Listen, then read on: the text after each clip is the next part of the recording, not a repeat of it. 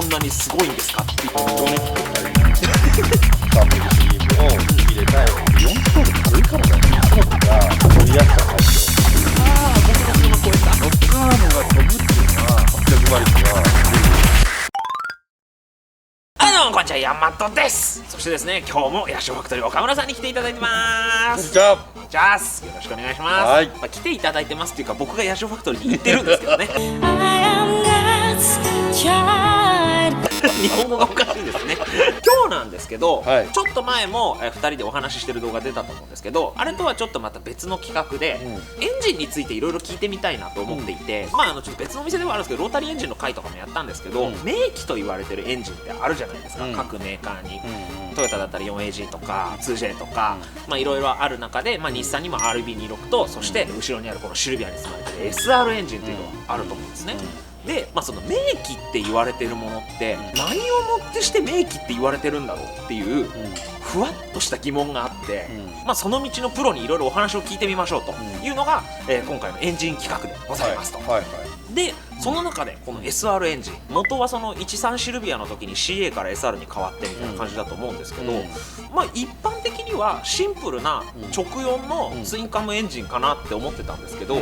今もほんと30年ぐらいずーっといじられ続けてきてるエンジンじゃないですか。でそれこそタイムアタックの世界ではまだまだ現役じゃないですか。この SR エンジンって何がそんなにすごいんですかっていう漠然とした質問を投げてみたいなと思ってたんですけど、なんか SR エンジンって、他でいう、例えば RB26 だったり、今の 35GTR のエンジンだったりとか、ああいうのと比べたら本当に量産エンジンの適当に作ったエンジンなんです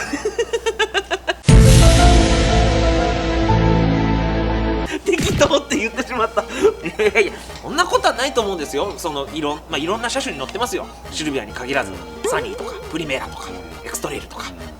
いろいろあるじゃないですか。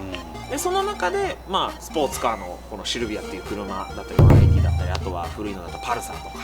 ああいうのにも選ばれてっていうエンジンだと思うんですけど、そんな適当なんですか？例えば RB26 のヘッドとかを見るのと、SR を見るのでは、砂型からして全然違う。へえ、その鋳造の方ってことですよね。もちろんお金をかけられない状況で作ってるエンジンなんだろうけども、SR が出た当時ね、ガラスのエンジンって言われてたんだよ。へえ、そうなんですか？すぐ壊れちゃう。耐久性がない。でもそれはノッキングに弱い。要は CA の時っていうのは、アルミのエンジンじゃなかったので、鋳鉄でブロックができてたので、そういった部分での強度はすごく強かったんですけれども、NVCS がついたりっていうことで、その点火時期の設定が当時はうまくいかなかったんだと思うのね。それでなんかすごく壊れやすいエンジンだっていうふうに、平成7年ぐらいまでは言われてたかな。ヤシオファクトリーが S14 を買ったのが平成6年なので、で7年で後期14を買って、その頃からコンピューターをいろいろ解析するようになって、俺はノーマルエンジンで400馬力っていう、ヘッドガスケットも変えずに400馬力っていう仕様の車を作って、いろんなサーキット走らせてたんだけども、言ってるほど壊れやすいエンジンではないし、耐久性がないわけでもないし、当時の S14 のエンジンは、多分今の S15 エンジンよりも物は良かったと。へえ、そうなんですか？なんでまた？やっぱりコストなんじゃないの？その時はかけれたってことですか？そう。おお、なるほど。メタルなんかでも14の時の方が強かったし。なんかあれですよね、13から14に行くにあたって結構なんかその、高級車路線じゃないけど、もうちょっと高品質なものにしようねって言って大型化したりとかですよね。その時にじゃあエンジンにもそういう細かいメタルだったりとかっていう部品にもかけれるお金があったんですかね。13の後期から、後期中期ぐらい黒ヘッドになってからは、ピストンを冷やす、クーリングチャンネルっていうのがついて、ブロックからジェットでこうピストンに向かってオイルが吹き出てるのね。へえ、裏からですか？そうで、ピストンの後ろを冷やすっていうので、溶けづらい、溶かしづらいっていう、そういう機能がついたのがその黒ヘッドからなんだけれどども、まあちょっとずつこう進化はしてるわけ、ノーマルエンジンでも400馬力ぐらいまでであれば、400馬力弱だな、400馬力でやっぱり1年走ると歪んじゃうね、俺の車なんかだと。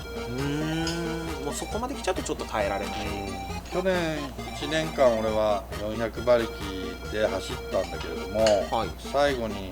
オートポリスでブーストが 1.8 とかかかっちゃって、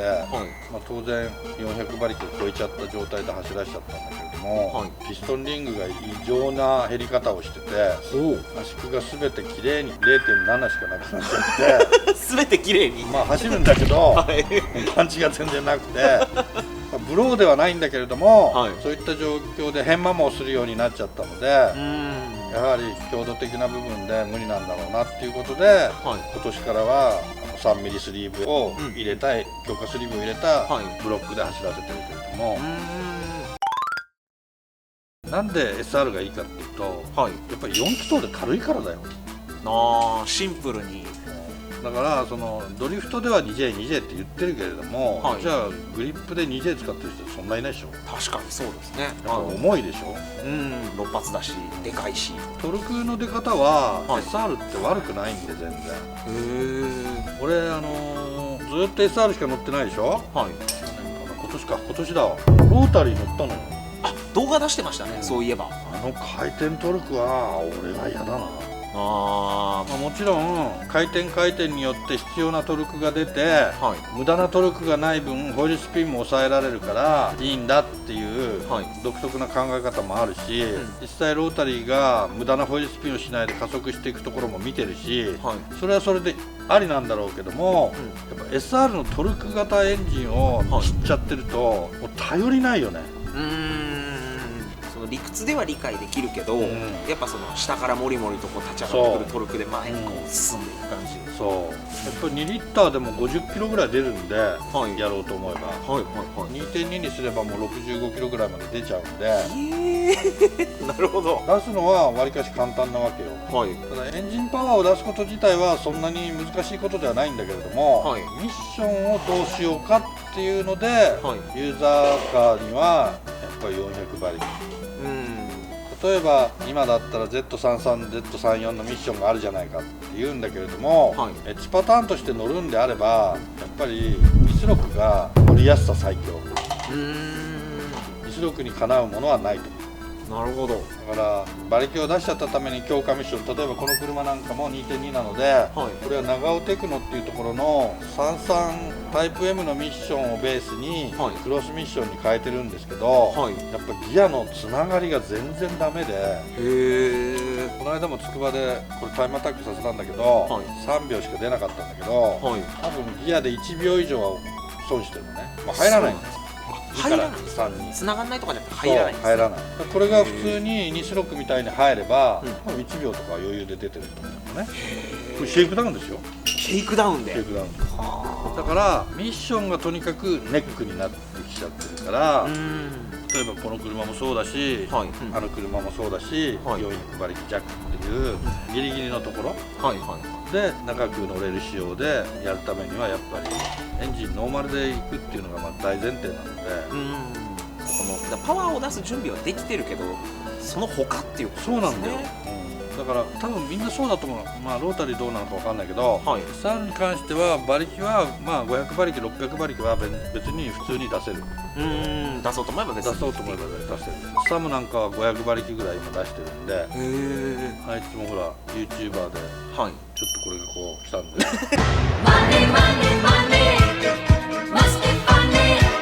これがこう来たんでだから、Z33 ミッションにアメリカのドッキングするやつくっつけてやってるけど、まああれは比較的ギアの入りはいいんだけど、そのシフトだけでも6万だから7万するのね。でそのオカマは30万ぐらいするのね。僕の車買える。 Z33 のミッションが20万ぐらいする。僕の車超えた。でギアの入りは良くなったんだけれども、ギア比の問題とか出てきちゃうじゃん。そうですよね。そうするとやっぱりニスロックが最強なのかな。なるほど。一時関西系の中村直樹もいろんなミッション使ってたけど、最近うちからニスモのミッション買うんだけど、なんでって言ったらや216にかなうミッションないですっていうぐらいなんで。へえ、じゃあもうそこが鉄板なんですね。でもノーマルじゃもう全然ミッション耐えてくれないってことですもんね。いや、ノーマルでもいいんだよ。ノーマルのミッションでもいいんだけど、ノーマルのミッションってギア比が全然違ってて、1足2足がすごく低くて3が離れてるから、216の方がつながりがいいから壊れにくい。なるほどなるほど。変にそのヒール&トゥースの時に回転を2の時だけ上げなきゃみたいな、そういうのはないんですね。そういうこと。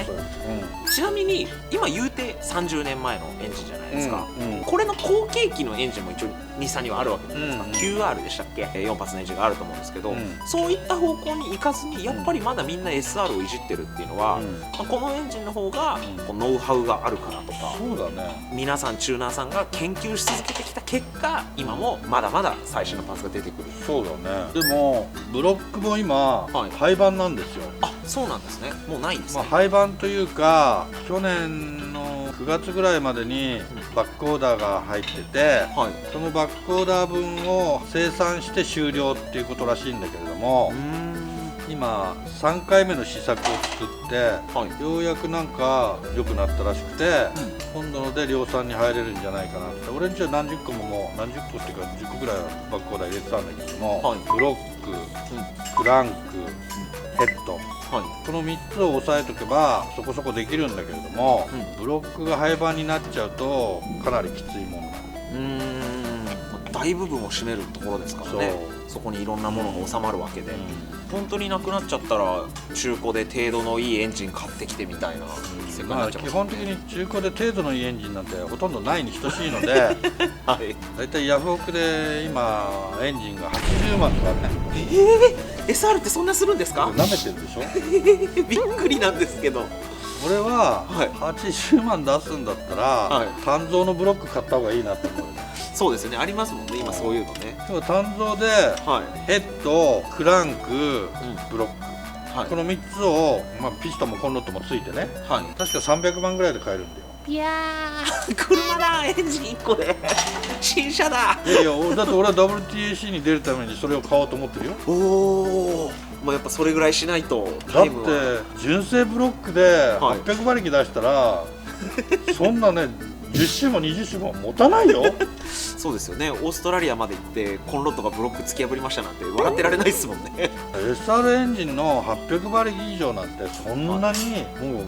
極限だよそれ。限界の向こう側みたいな。だから300万の単造品を買えば、だって1800馬力まで出せるって言ってる。これ800馬力で使ったら全然半分以下じゃん。余裕あるってことですね。周回できちゃうんじゃねえかっていう。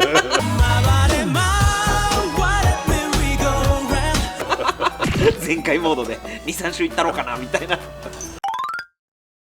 SR エンジンのいいところっていうところで、さっき岡村さんからやっぱそのトルク感いいよねっていう話がありましたけど、逆になんかここ弱いよねとかこれダメだよねってこういじってるからこそ思う SR エンジンのネガティブポイントってありますか？SR ってロックアームを使ってるでしょ。そのロックアームが飛んじゃうっていう人が結構いるわけよ。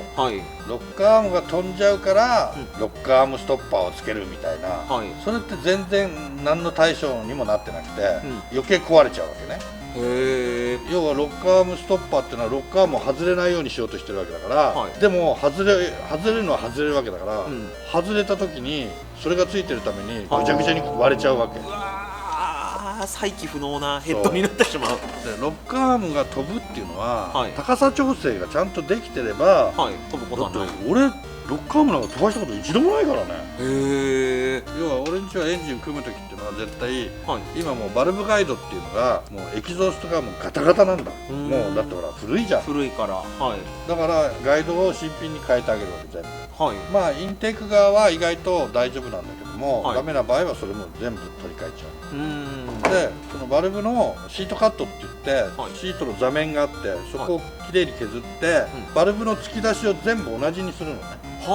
均一に。そうすることによってバルブの高さも全部揃うわけよ。そこでさらに狂ってたらバルブのシムを調整してあげるわけよ。高さの調整をね。これ Y になってるわけだから、こっちとこっちの高さがずれてると、どうしてもずっこけやすいわけよ。それの高さをちゃんと調整してあげれば、俺ス号で最終コーナー登ってて4から5に入れるときに4から3にぶち込んで、